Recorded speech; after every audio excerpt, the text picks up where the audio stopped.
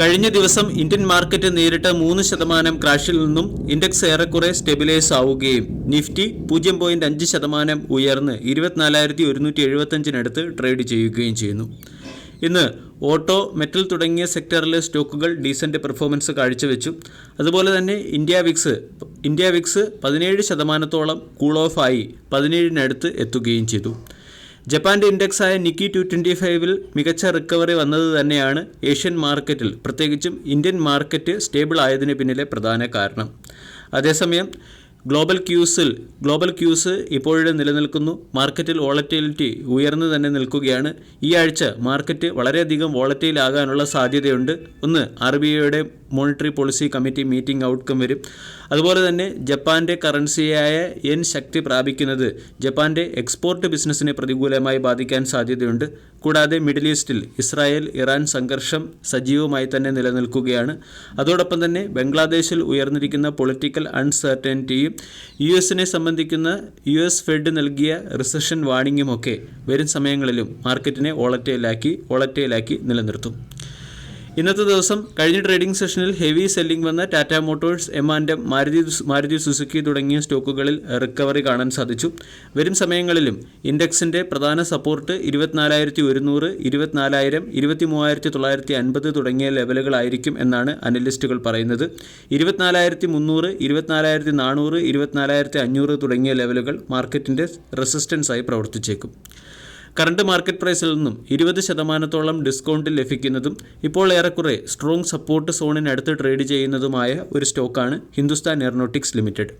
Defence സെക്ടറിലെ സ്റ്റോക്കാണ്. ചുരുങ്ങിയ സമയത്തിനുള്ളിൽ ഇൻവെസ്റ്റേഴ്സിന് ഡീസന്റ് റിട്ടേൺ നൽകുകയും ചെയ്തു. എന്നാൽ കഴിഞ്ഞ കുറച്ച് ദിവസങ്ങളായി സ്റ്റോക്ക് അണ്ടർ പെർഫോം ചെയ്യുകയാണ്. ഓൾ ടൈം ഹൈയിൽ നിന്നും സ്റ്റോക്ക് 20% ഡിസ്കൗണ്ടിലാവുകയും ചെയ്തിട്ടുണ്ട്.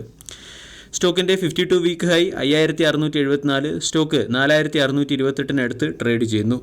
ഹിന്ദുസ്ഥാൻ എയറോനോട്ടിക്സ് ലിമിറ്റഡ് കഴിഞ്ഞ ട്രേഡിംഗ് സെഷനിൽ 4% ഇടിഞ്ഞു. ഇന്നത്തെ ട്രേഡിംഗ് സെഷനിൽ സ്റ്റോക്ക് 1% ഫ്ലാറ്റ് പോസിറ്റീവ് സൈഡിലാണ് ട്രേഡ് ചെയ്യുന്നത്.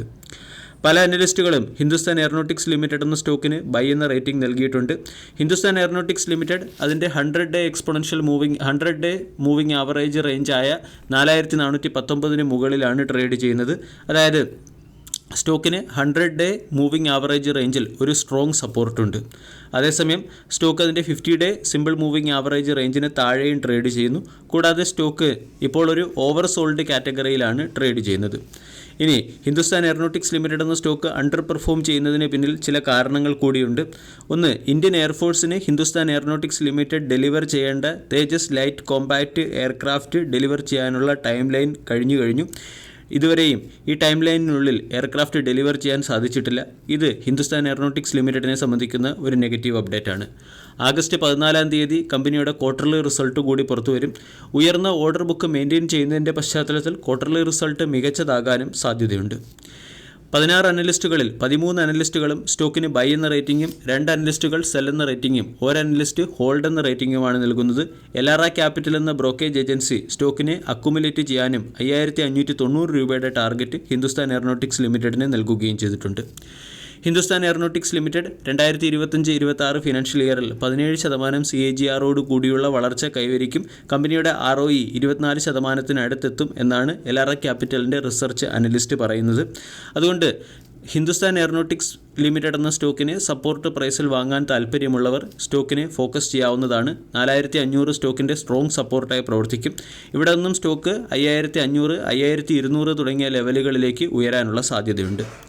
രണ്ടാമത്തെ അപ്ഡേറ്റ് ടാറ്റ പവർ കമ്പനി ലിമിറ്റഡുമായി ബന്ധപ്പെട്ടതാണ്. ഇന്ന് ടാറ്റ പവറിൻ്റെ ക്വാർട്ടർലി റിസൾട്ട് പുറത്തുവരും. ക്വാർട്ടർലി റിസൾട്ടിന് മുന്നോടിയായി സ്റ്റോക്ക് 2.75% ഉയർന്ന് 446 രൂപയ്ക്കടുത്ത് ട്രേഡ് ചെയ്യുന്നു. ടെക്നിക്കലി ടാറ്റ പവർ എന്ന സ്റ്റോക്ക് ഒരു ബ്രേക്കൗട്ടിന് വേണ്ടി തയ്യാറെടുക്കുകയാണ്. സ്റ്റോക്ക് അതിൻ്റെ 52 വീക്ക് ഹൈയിൽ നിന്നും 93% ഉയരുകയും ചെയ്തിട്ടുണ്ട്. കഴിഞ്ഞ ഒരു വർഷം കൊണ്ട് സ്റ്റോക്ക് ഇൻവെസ്റ്റേഴ്സിന് 89% റിട്ടേണാണ് നൽകിയത്. സ്റ്റോക്ക് 20-ഡേ, 50-ഡേ, 100-ഡേ, 200-ഡേ, ഈവൻ 5-ഡേ 200-ഡേ എക്സ്പോണൻഷ്യൽ മൂവിംഗ് ആവറേജ് റേഞ്ചിന് മുകളിലും 5-ഡേ എക്സ്പോണൻഷ്യൽ മൂവിംഗ് ആവറേജ് റേഞ്ചിന് താഴെയുമാണ് ട്രേഡ് ചെയ്യുന്നത്. കൂടാതെ RSI 48-അടുത്തായിട്ടാണ്. അതായത് സ്റ്റോക്ക് ഓവർ സോൾഡ് കാറ്റഗറിയിലോ ഓവർ ബോട്ട് കാറ്റഗറിയിലോ അല്ല. ഇനി പല ബ്രോക്കേജ് ഏജൻസികളും സ്റ്റോക്കിന് ബൈ എന്ന റേറ്റിംഗും ഹയർ സൈഡിലുള്ള ടാർഗറ്റ് നൽകുന്നുണ്ട്. ചോയ്സ് എന്ന ബ്രോക്കിംഗ് ഏജൻസിയുടെ റിസർച്ച് അനലിസ്റ്റ് പറയുന്നത് ചോയ്സ് എന്ന ബ്രോക്കേജ് ഏജൻസിയുടെ റിസർച്ച് അനലിസ്റ്റ് പറയുന്നത് ടാറ്റ പവറിന് 435 രൂപയുടെ സപ്പോർട്ടാണ്. 420 രൂപയുടെ സ്റ്റോപ്പ് ലോസ് വെച്ചുകൊണ്ട് സ്റ്റോക്കിൽ 472 എന്ന ടാർഗറ്റ് ഇമ്മീഡിയറ്റ്ലി നമ്മൾക്ക് ടാർഗറ്റ് ചെയ്യാം. 472 എന്ന ലെവൽ മറികടക്കുകയാണെങ്കിൽ സ്റ്റോക്ക് 535, 550 തുടങ്ങിയ ലെവലുകളിലേക്ക് ഉയരാൻ സാധ്യതയുണ്ട്.